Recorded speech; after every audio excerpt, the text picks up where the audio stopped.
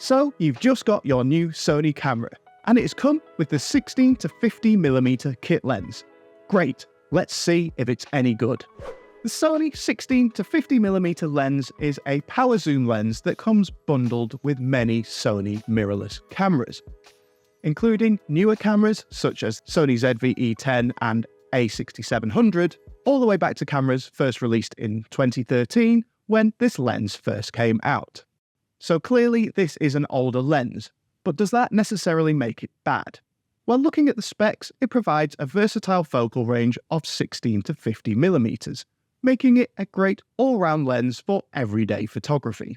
It has a maximum widest aperture of f3.5 to 5.6, which correlates directly to low light performance and the amount of background blur you can achieve. The aperture range is quite slow, meaning that low light performance isn't great. So you'll have to use slower shutter speeds in dark situations, which can lead to blurry images if you have a moving subject. You will also get less background blur than a lens with a wider maximum aperture, which makes this lens less suitable for shots such like portraits. The Sony 16 to 50mm kit lens does have autofocus, which is still pretty quick and accurate all these years later. In fact, this autofocus on Sony first-party lenses is always pretty decent.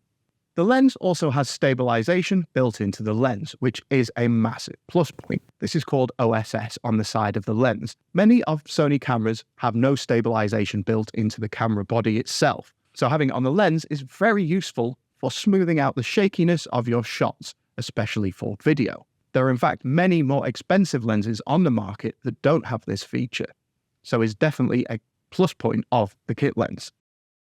Now, the most important thing of any lens, of course, is the image quality. And with the 16 to 50mm, it produces fairly sharp images that are acceptable in quality, especially considering its price or if you get it for free bundled with your camera, as you can see from the example photos and videos throughout this video. I've used this lens for all these examples on different cameras such as the A5100, A6000 and ZV-E10, but the lens for all of the shots is the kit lens. And of course, the lens does have its flaws with its image quality. It's prone to vignetting, which is the darkening around the edge of shots, chromatic aberration, which is miscoloring, especially on high contrast areas, and the maximum widest aperture of f3.5 isn't the best for low light performance, as we mentioned before. Simply put, there are a lot of limitations that may get you questioning the quality of your camera, which are in fact issues caused by the lens. So what can you do about that? Well, the logical next step is to get a new lens.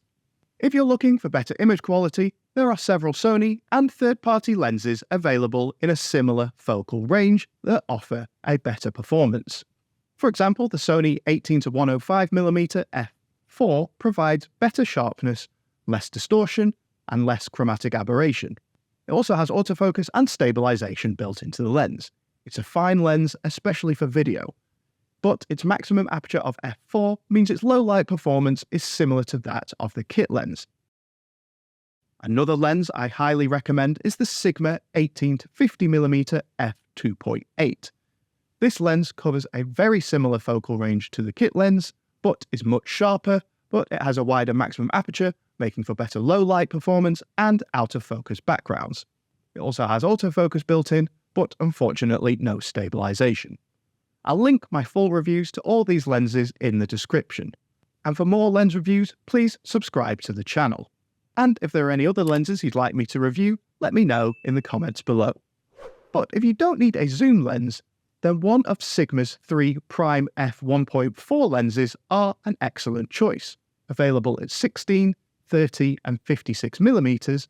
Obviously they can't zoom, but their sharpness is unrivaled and they have excellent low light performance, better than the other two lenses I've mentioned so far, and have extremely professional looking out of focus background shots. All of these lenses have autofocus again, but have no stabilization. And in the Sony APS-C lens space, there are many other options, but these ones that I've picked out are ones that I've personally tried and highly recommend. So of course, replacing your lens is not a cheap investment. you'll need to weigh up the costs of replacing your lens against its benefits. For me, it may not be worth replacing the 16 to 50mm lens if you're only using it for casual photography. But if you're noticing issues with its quality, whether that's grainy shots or blurry images, then definitely upgrade your lens before you upgrade your camera.